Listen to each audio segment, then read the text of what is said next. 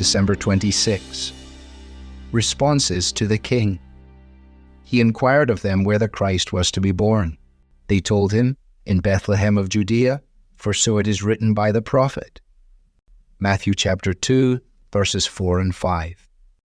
When Jesus was born, 7 centuries after the prophet Micah had prophesied where he would appear, his arrival was met with a variety of different reactions, and those responses are the same today as they were then: hostility, indifference, or faith. King Herod was the epitome of hostility toward Jesus. He stands for everyone who says to themselves, "I don't mind some religious person sitting quietly in the back seat, but I don't want anybody driving the car of my life." A religious leader who keeps quiet is acceptable. One who makes claims on a person's life and who does not agree with what they already think is not.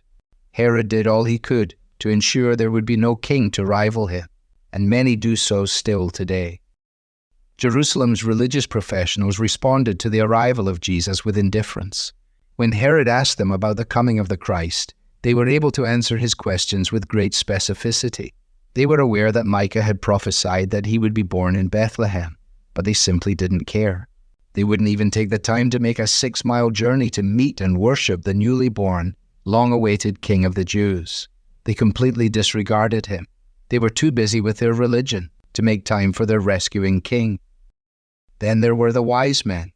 This group of foreign astrologers who saw a star in the heavens, worked out what it was announcing, packed their bags, and responded to Jesus in faith. What moved men, who were authorities in their field, to bow down at the cradle of a child? How does that happen? Only by the power of God. And it was they, and not Herod or the priests, who were the ones who rejoiced exceedingly with great joy. There is only one true dividing line between people. It has nothing to do with skin color, intellect, or social status. It is the dividing line between unbelief, whether that unbelief manifests itself as hostility or indifference, and belief. We may note that the Western world grows in hostility to a God who insists on ruling his world, but we should also note that religious people are also at risk of unbelief, the unbelief of indifference. Those of us who have heard the Christmas story countless times, who know our Old Testaments, and who are in church Sunday by Sunday, are not immune to the indifference that is seen in a lack of joy over the Lord, and a lack of response to his word when it calls us to change our plans. And whoever we are, if we won't have Jesus as our King in this life, we won't live in his kingdom on the other side of death. If you choose to ask Jesus to leave you alone, either in your hostility or in your religiosity, he will leave you alone forever. Your response to Jesus has eternal significance. Look on him who came to die for hostile and indifferent sinners then, and allow his great love to soften your heart so that you respond to him in real, joyful, obedient faith, today and every day.